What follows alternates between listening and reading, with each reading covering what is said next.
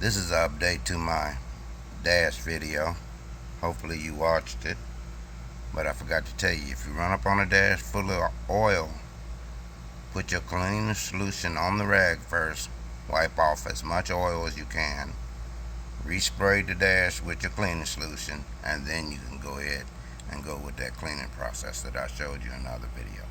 Go watch it. Okay, I'm gonna give you a little quick tip. Number 2. Alright, these little cubby holes that you always got to clean, spray your solution, and then you always say, wow, it's hard to get the mitt in there because these holes are so tight. So there you go, paper towel trick. You just take the paper towel. It allows you to get up and tight to the corners.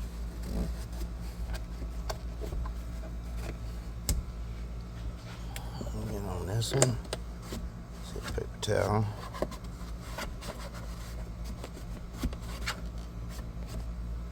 Allows you to get close on the corners. Get everything in there. Get all up on the corners easily. No hassle. That's how I like to work. No hassle jobs. As you can see.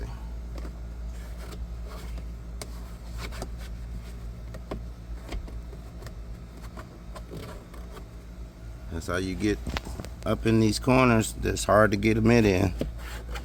Just get you a little paper towel. Take it, go around it, then whenever you do the mitt, you ain't got to worry about the corner so much. Quick tip number 2 of the day. Probably all you're going to get. Okay, I got a quick tip for some of the beginners when it comes to the mitt and the bucket. So, one trick to scrubbing interiors, when you take your mitt out of the water, be sure to take your hands and squeeze the water out like that, because that will give you control over what part of the interior you're doing. Because if you're doing a dash, you don't want no dripping water, and if you're doing a headliner, you don't want no water dripping on you. So, quick tip.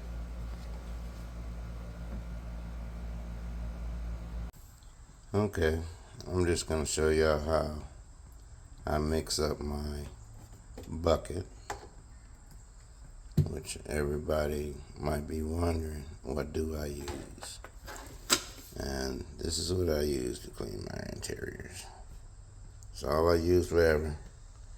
And then I'll just add a little bit.